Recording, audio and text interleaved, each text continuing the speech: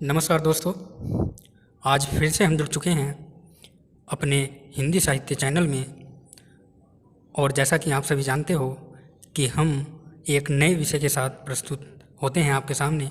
तो आज हम आपके लिए प्रगतिवादी कवि केदारनाथ जी का जो जीवन परिचय है, उनके संपूर्ण जीवन परिचय की जो घटनाएं हैं वो आपके सामने प्रस्तुत करेंगे। तो सभी से निवेदन है कि वो ज़्यादा से ज़्यादा संख्या में जुड़ें और हमारे द्वारा दी गई जानकारी को प्राप्त करें। हम केदारनाथ जी के बारे में, जो केदारनाथ जी अग्रवाल हैं, उनके जीवन से संबंधित सारी महत्वपूर्ण बातें आपके साथ साझा करेंगे। तो आइए शुरू करते हैं। तो पहले हम इनके जीवन परिचय पर चर्चा करेंगे।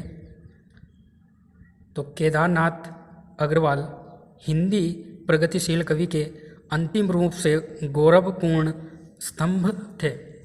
केदारनाथ जी अग्रवाल हिंदी प्रगति कविता के अंतिम रूप से गौरवपूर्ण स्तंभ थे।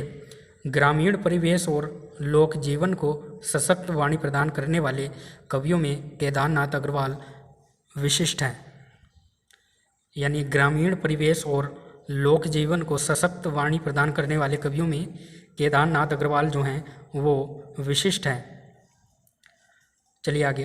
परंपरागत प्रतीकों को नया अर्थ संदर्भ देकर केदार जी ने वस्तु तत्व एवं रूप तत्व दोनों में नएपन के आग्रह को स्थापित किया है। अग्रवाल जी प्रज्ञा और व्यक्तित्व बोध को महत्व देने वाले प्रगतिशील सोच के अग्रणी कवि हैं। तो यह बातें आपको याद रखनी है। चलिए एक बार और इनके जीवन परिचय पर चर्चा करेंगे। तो केदारनाथ अग्रवाल हिंदी प्रगतिशील कविता के अंतिम रूप से गौरवपूर्ण स्तंभ थे। ग्रामीण परिवेश और लोक जीवन को सशक्त वाणी प्रदान करने वाले कवियों में केदारनाथ अग्रवाल विशिष्ट हैं। परंपरागत प्रतीकों को नया अर्थ संदर्भ देकर केदार जी ने वस्तु तत्व एवं रूप तत्व दोनों में नएपन के आग्रह को स्थापित किया है। दोस्तों चलिए आगे। अग्रवाल जी प्रज्ञा और व्यक्तित्व बोध को महत्व देने वाले प्रगतिशील सोच के अग्रणी कवि हैं। यह भी आपको याद रखना है। तो चलिए अगले बिंदु की ओर चर्चा करते हैं। अमर कवि केदारनाथ अग्रवाल बांदा की धरती में कमासिन गांव में 1 अप्रैल 1911 ईस्वी को पैदा हुए। यानी इनका जो जन्म हुआ वह बांदा जिले के कमासिन गांव में हुआ। कब हुआ? 1 अप्रैल 1911 ईस्वी को इनका जन्म हुआ था। दोस्तों इनकी माता का नाम घसिट्टो एवं पिता हनुमान प्रसाद थे। इनकी जो माता का नाम था वह घसिट्टो था और इनके पिता का नाम हनुमान प्रसाद था, जो बहुत ही रसिक प्रवृत्ति के थे। रामलीला वगैरह में अभिनय करने के साथ ब्रजभाषा में कविता भी लिखते थे। केदार बाबू ने काव्य के संस्कार अपने पिता से ही ग्रहण किए थे। दोस्तों यह भी आपको याद रखना है। चलिए एक बार और इसका अध्ययन कर लेते हैं। तो अमर कवि केदारनाथ अग्रवाल बांदा की धरती में कमासिन गांव में 1 अप्रैल 1911 ईस्वी को पैदा हुए थे। इनकी माता का नाम घसिट्टो एवं पिता का नाम हनुमान प्रसाद था, जो बहुत ही रसिक प्रवृत्ति के थे। रामलीला वगैरह में अभिनय करने के साथ ब्रजभाषा में कविता भी लिखते थे। केदार बाबू के काव्य के संस्कार अपने पिता से ही ग्रहण किए थे। यानी जो केदारनाथ अग्रवाल ने जो अपने काव्य के संस्कार थे वह अपने पिता से ही ग्रहण किए थे। यह सारे बिंदु आपको याद रखने हैं। चलिए अगले बिंदु की ओर चर्चा करते हैं। तो अगला बिंदु हमारे सामने है। तो केदार बाबू की शुरुआती शिक्षा अपने गांव कमासिन में हुई। कक्षा 3 पढ़ने के बाद रायबरेली पढ़ने के लिए भेजे गए, जहां उनके बाबा के भाई गया बाबा रहते थे। 6ठी कक्षा तक रायबरेली में शिक्षा पाकर 7वीं 8वीं की शिक्षा प्राप्त करने के लिए कटनी एवं जबलपुर भेजे गए। वह 7वीं में पढ़ ही रहे थे कि नैनी इलाहाबाद में एक धनी परिवार की लड़की पार्वती देवी से इनका विवाह हो गया, जिसे इन्होंने पत्नी के रूप में नहीं प्रेमिका के रूप में लिया। ब्याह में युक्ति लाने प्रेम विवाह कर संग में लाए। यह कवि के द्वारा लिखी हुई पंक्ति है। तो यह भी आपको याद रखनी है। चलिए एक बार और इस अध्याय का अध्ययन कर लेते हैं। तो केदार बाबू की शुरुआती शिक्षा अपने गांव कमासिन में हुई थी। कक्षा 3 पढ़ने के बाद रायबरेली में पढ़ने के लिए भेजे गए, जहां उनके बाबा के भाई गया बाबा रहते थे। छठी कक्षा तक रायबरेली में शिक्षा पाकर 7वीं 8वीं की शिक्षा प्राप्त करने के लिए कटनी एवं जबलपुर भेजे गए। वह 7वीं में पढ़ ही रहे थे कि नैनी इलाहाबाद में एक धनी परिवार की लड़की पार्वती देवी से विवाह हो गया, जिसे उन्होंने पत्नी के रूप में नहीं प्रेमिका के रूप में स्वीकार किया। दोस्तों, यह सारे बिंदु आपको याद रखने हैं। चलिए अगले बिंदु की ओर चर्चा करते हैं। और चलिए, विवाह के बाद उनकी शिक्षा इलाहाबाद में हुई। 9वीं में पढ़ने के लिए उन्होंने इविंग क्रिश्चियन कॉलेज में दाखिला लिया। इंटर की पढ़ाई पूरी करने के बाद केदार बाबू ने बीए की पढ़ाई के लिए इलाहाबाद विश्वविद्यालय में दाखिला लिया। यहाँ उनका संपर्क शमशेर और नरेंद्र शर्मा से हुआ, घनिष्ठता बढ़ी। उनके काव्य संस्कारों में एक नया मोड़ आया, साहित्यिक गतिविधियों से सक्रियता बढ़ी। सफलता है वह बीए में फेल हो गए। इसके बाद वकालत पढ़ने कानपुर आए, यहाँ डीएवी कॉलेज में दाखिला लिया। तो विवाह के बाद उनकी जो शिक्षा थी वह इलाहाबाद में हुई और 9वीं में पढ़ने के लिए उन्होंने इविंग क्रिश्चियन कॉलेज में दाखिला लिया। इंटर की पढ़ाई पूरी करने के बाद केदार बाबू ने बीए की पढ़ाई के लिए इलाहाबाद विश्वविद्यालय में दाखिला लिया। यहाँ उनका संपर्क शमशेर और नरेंद्र शर्मा से हुआ, घनिष्ठता बढ़ी। उनके काव्य संस्कारों में एक नया मोड़ आया और साहित्य गतिविधियों में सक्रियता बढ़ी। फलतः है वह बीए में फेल हो गए। इसके बाद वकालत पढ़ने कानपुर आए और यहाँ डीएवी कॉलेज में इन्होंने दाखिला लिया। दोस्तों, यह सभी महत्वपूर्ण बिंदु हैं, आपको याद रखने हैं और साथ ही अपने नोट्स बुक में इनको नोट करते रहना है। दोस्तों, चलिए अगले बिंदु की ओर चर्चा करते हैं। और अगला बिंदु भी हमारे सामने है, अब इसकी चर्चा भी हम कर लेते हैं। तो सन 1937 में कानपुर से वकालत पास करने के बाद 1938 में बांदा आए। 1937 में कानपुर से जब इन्होंने वकालत की परीक्षा पास की, उसके बाद यह 1938 में बांदा आए। इसी समय उनके चाचा बाबू मुकुंद लाले शहर के नामी वकील में से थे। इनके जो चाचा थे बाबू मुकुंद, वह शहर के नामी वकील थे। उनके साथ रहकर वकालत करने लगे। वकालत केदार जी के लिए कभी पैसा कमाने का जरिया नहीं रही। कचहरी ने उनके दृष्टिकोण को मार्क्स के दर्शन के प्रति और आधारबंध दृढ़ता प्रदान की। 1937 में जब कानपुर से वकालत पास करने के बाद वह 1938 में बांदा आए, तो उस समय उनके जो चाचा थे वह बांदा शहर के नामे जाने माने जो वकील थे उनमें उनका नाम आता था। तो उन्हीं के पास उन्होंने वकालत करना शुरू कर दिया। और वकालत केदार जी के लिए कभी भी पैसे का जरिया नहीं बनी और उन्होंने अपना जो दृष्टिकोण था उसको मार्क्स के दर्शन के प्रति आधारबंध दृढ़ता प्रदान की। ठीक है, चलिए अगले बिंदु की ओर चर्चा करते हैं। और अगला बिंदु भी हमारे सामने आ चुका है। सन 1963 से 1970 तक सरकारी वकील रहे। 1963 से 1970 तक सरकारी वकील रहे। 1972 ईस्वी में बांदा में अखिल भारतीय प्रगतिशील लेखक संघ के सम्मेलन का आयोजन किया। 1963 से 1970 तक सरकारी वकील के रूप में इन्होंने काम किया और 1972 ईस्वी में बांदा में अखिल भारतीय प्रगतिशील लेखक के उस लेखक संघ के सम्मेलन का आयोजन इन्होंने किया। और 1973 ईस्वी में उनके काव्य संकलन फल नहीं रंग बोलते हैं, इनकी जो रचना है काव्य संकलन की कि फल नहीं रंग बोलते हैं के लिए उन्हें सोवियत लैंड नेहरू सम्मान दिया गया।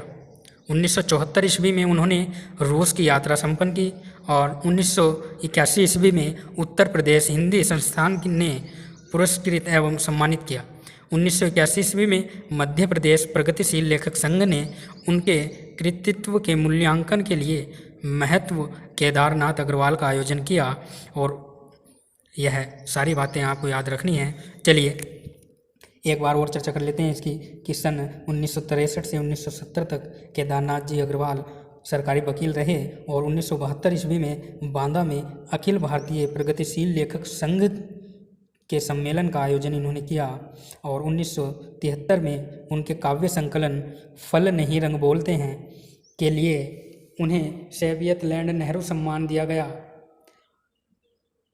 1974 ईस्वी में उन्होंने रूस की यात्रा संपन्न की। 1981 ईस्वी में उत्तर प्रदेश हिंदी संस्थान ने पुरस्कृत एवं सम्मानित किया।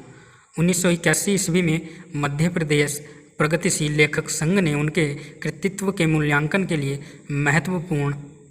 महत्व केदारनाथ अग्रवाल का आयोजन किया। यह सारी बातें आपको याद रखनी है दोस्तों।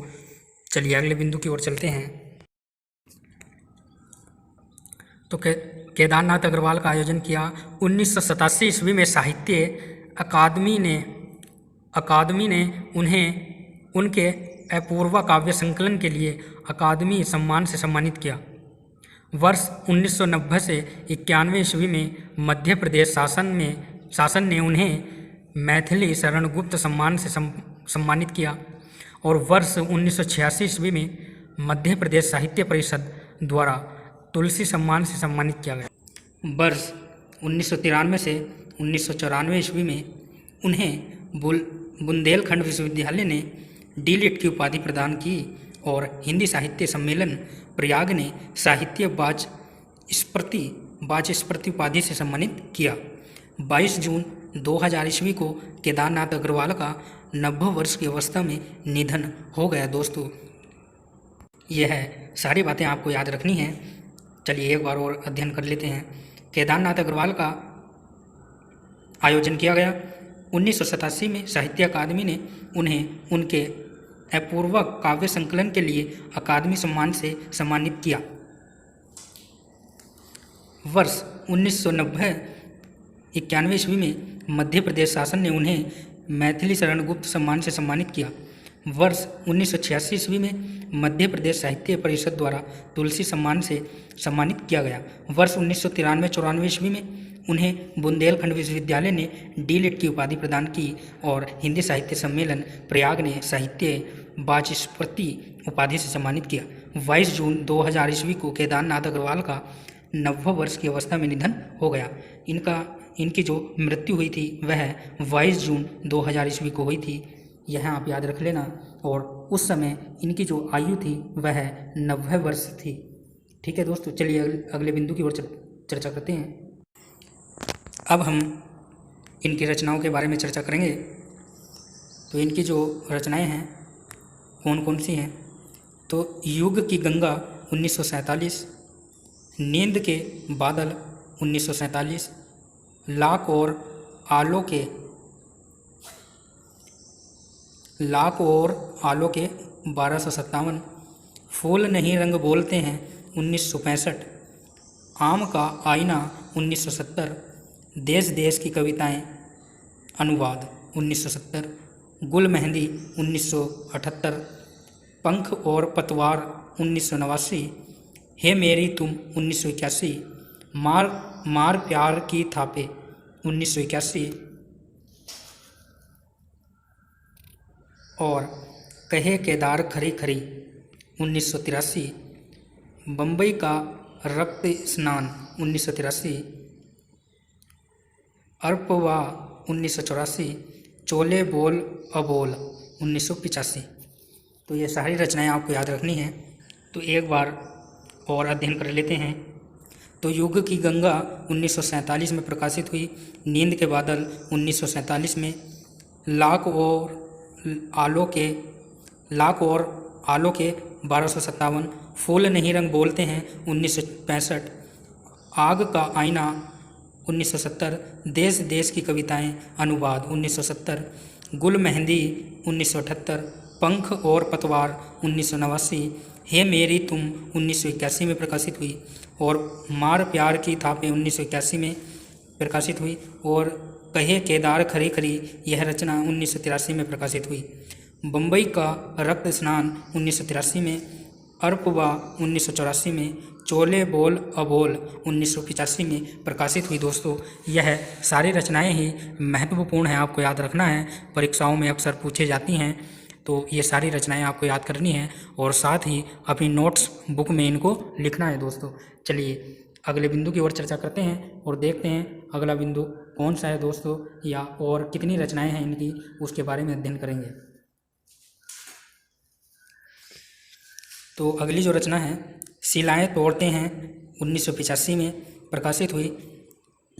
जमुन जल तुम 1984 में, ए निहार हरियाली 1990 में, खुली आँखों खुली आँखों खुले डहने 1992 में, और आत्मगंध 1986 में, पूर्णपदीप 1994 में, और बसंत में हुई प्रसन्न पृथ्वी 1996 में, और कुही की कोयल खड़े पेड़ की देह 1997 में प्रकाशित हुई। और चेता नया खेता नई कविताओं का संग्रह परिमल प्रकाशन इलाहाबाद, यानी ये जो चेता नयना खेता है ये नई कविताओं का संग्रह है और परिमल प्रकाशन इलाहाबाद में यह रचनाएं प्रकाशित हुई। तो यह भी आपको याद रखना है। चलिए अगले बिंदु की ओर चर्चा करते हैं दोस्तों। अब अगले बिंदु की ओर चर्चा करते हैं और देखते हैं कि अगला बिंदु कौन सा है। तो बिंदु हमारे सामने है और इस बिंदु में हम गद्य साहित्य पर चर्चा करने वाले हैं। तो समय समय पर 1970 ईस्वी में विचार बोध जो इनके गद्य साहित्य हैं वह कौन कौन से हैं। तो समय समय पर 1970 में प्रकाशित हुआ जो कि गद्य साहित्य है, और विचार बोध 1980 में प्रकाशित हुआ, और विवेक विवेचन 1980 में, यात्रा स्मरण वस्ती खिले गुलाबों की 1974 में, और दतिया उपन्यास 1985 में, और बैलबाजी मार ले गए अधूरा उपन्यास जो साक्षात्कार मध्य प्रदेश साहित्य परिषद की पत्रिका में प्रकाशित है। यह आपको ज़रूर याद रखना है क्या कि ये जो बैलबाजी मार ले गए यह अधूरा उपन्यास है और यह मध्य प्रदेश साहित्य परिषद की पत्रिका में जो है प्रकाशित है। इसका वर्णन जो है साहित्य परिषद की पत्रिका में उल्लेख मिलता है दोस्तों, मध्य प्रदेश की साहित्य परिषद में। तो यह आपको याद रखना है। चलिए एक बार और अध्ययन कर लेते हैं इसका कि समय समय पर 1970 ईस्वी में विचार बोध 1980 में, विवेक विवेचन 1980 में, और यात्रा स्मरण वस्ती खिले गुलाबों की 1974 में, दतिया उपन्यास 1985 में, और बैलबाजी मार ले गए यह अधूरा उपन्यास है जो कि मध्य प्रदेश साहित्य परिषद की पत्रिका में प्रकाशित है। यह सारे बिंदु आपको याद रखने हैं। चलिए अगले बिंदु की ओर चर्चा करते हैं और कुछ समय में हमारा जो है बिंदु सामने आ चुका है। तो इसमें हम काव्य भाषा पर प्रकाश डालेंगे। तो प्रगतिवादी काव्य में जन साधारण की चेतना को स्वर मिला है, अतः उनमें एक सरसता विद्वान है। छायावादी काव्य की भांति उसमें दुरारूढ़ कल्पना की उड़ान नहीं है। प्रायः सभी कवियों ने काव्य भाषा के रूप में जन प्रचलित भाषा को ही प्रगतिवादी काव्य में अपनाया है, परंतु केदार कुछ मामलों में अन्य कवियों से विशिष्ट है।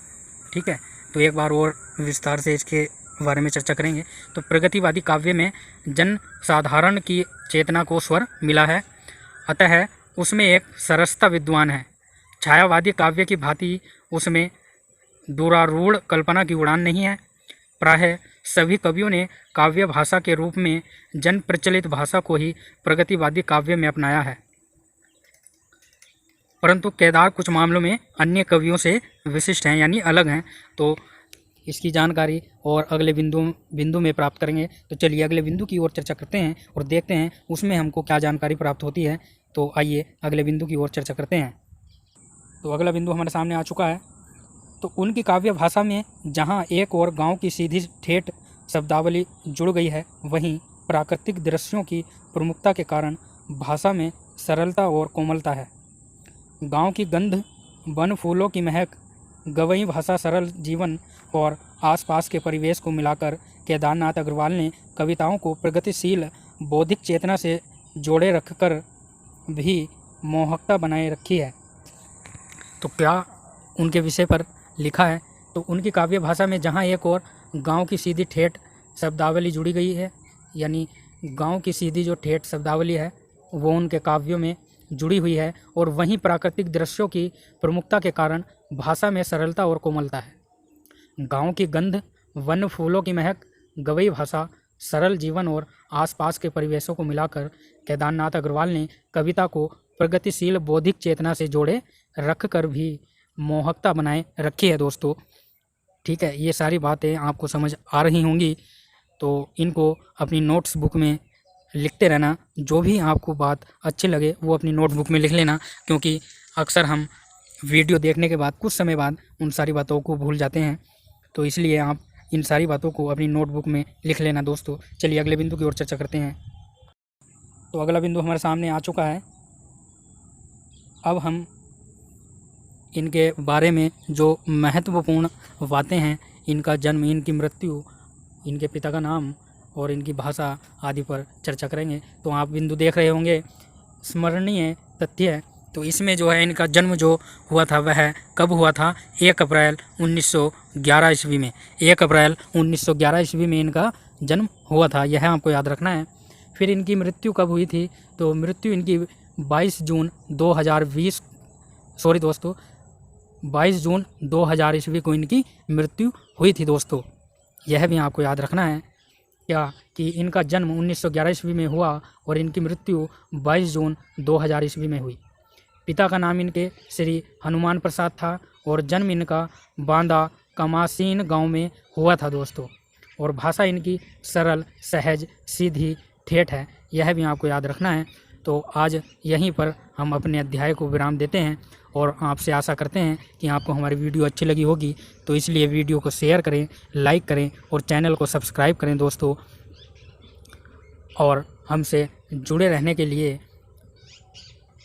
हमारे चैनल को सब्सक्राइब करें ताकि आने वाली जानकारी आप तक पहुंच सके दोस्तों। तो मैं आशा करता हूं कि आप हमारे चैनल को सब्सक्राइब करोगे और वीडियो को लाइक व शेयर करोगे दोस्तों। अगले अध्याय तक आपको हमारे वीडियो देखने के लिए धन्यवाद दोस्तों। नमस्कार, फिर मिलेंगे अगले विषय के साथ।